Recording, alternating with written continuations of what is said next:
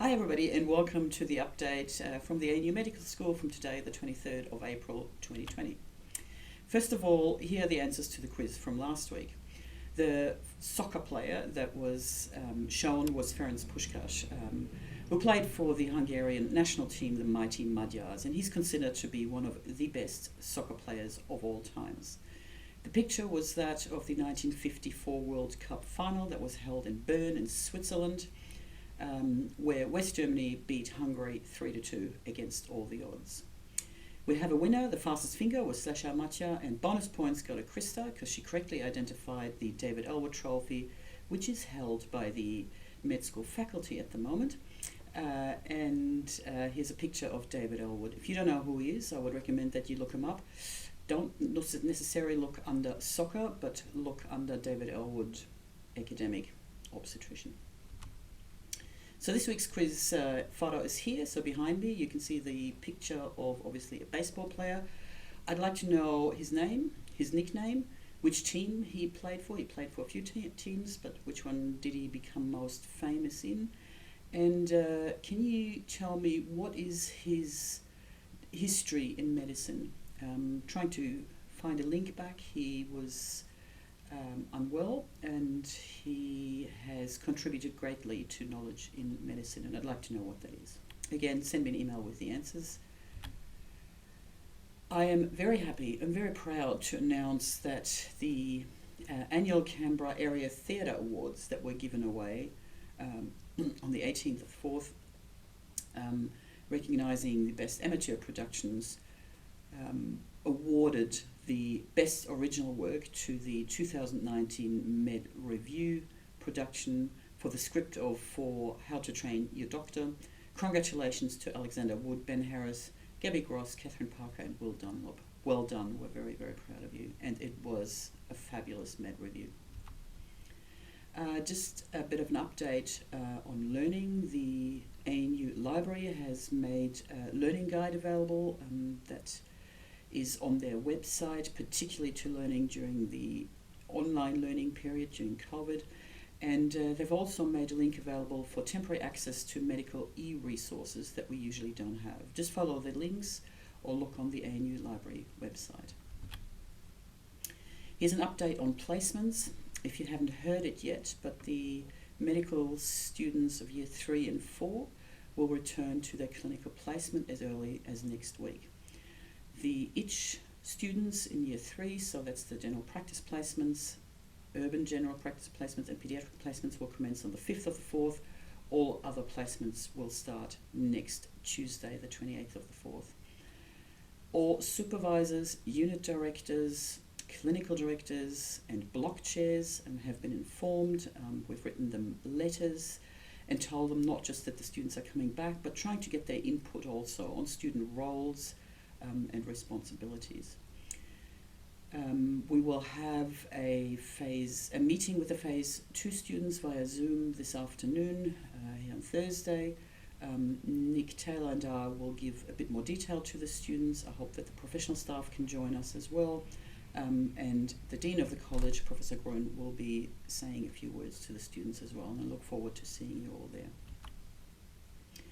An update on lecture recording. If you're interested to record a new lecture, that is still available at the ARNT and the CBE building from 8 to 6 every day, Monday to Friday, until the end of June. APRA and the G08 have met to talk about accreditation of health profession courses, given that clinical placements are at risk during this period. And they have put out a paper in which they outline the principles of accreditation and of teaching and learning for these courses. And these principles are around safety of students, access to PPE if there is a risk of exposure, particularly important to us and communicated to Canberra Health Services and Calvary, as well as the GPs, is the importance of the continuation of clinical placements. The onus is on the universities to provide learning outcomes that align with learning criteria and opportunities. Graduating students are a priority, and there needs to be collaboration across the sector. And these are all principles that we strongly support and that we adhere to and that we are developing processes around. At the college, there is a COVID task force on COVID-related research, at the moment collating all the research projects that are ongoing and allowing for collaboration. And it is not a surprise that the Population Health School, of course, is majorly involved in ongoing research at the moment, but there are lots of collaborations and likely collaborations going on for us here in the medical school with a lot of opportunities. The social scientists, in collaboration with clinicians, and this is all led by Christine Phillips, who's done a fabulous job to make this available, are producing cluster research projects for our medical students, for the Year 1 students. And these are all projects that are around COVID-related topics.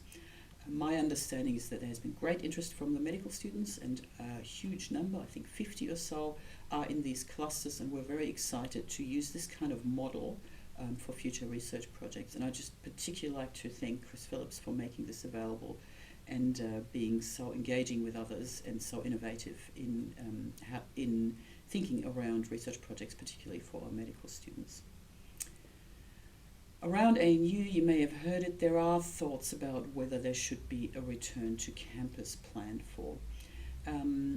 And all the colleges have been asked to design principles around and processes around risk management to allow a phased approach in returning to campus. These details are not quite clear yet. I understand that a paper is being developed or has been developed for SMG at the moment, but it looks as if there will be a very, very slow return initially for highly select researchers. There'll be another phase where, depending on the numbers in the ACT, we will let other people, particularly those who find it impossible to work at home, back onto campus, and then there'll be a gradual return later on. As always, I will keep you updated once I've got more details. It is also good to see that all universities, particularly organised through the medical dean, seem to be pulling together during this pandemic. As much as there is an education group as well as an assessment group, there's now a well-being group being formed, and they have met for the first time last Friday. Nikki Skembry, our well-being academic, has attended this meeting, and she reported back that there were lots of similarities between the universities in what students tell them they are struggling with, whether it is about social distancing, whether it's about financial struggles, international students, Aboriginal students. A lot of ideas are being shared and resources are being developed, and the thought is that there might be a web page on the medical dean's site available for everybody to gather some ideas and to share some resources. For our own well-being resources, please, as I said before, check the medical school wellbeing intranet page. So what is happening this week and next week? There will be a university leadership group meeting on Friday. This afternoon, as I said, Nick Taylor and I will meet with the Phase 2 students to talk about the clinical placements.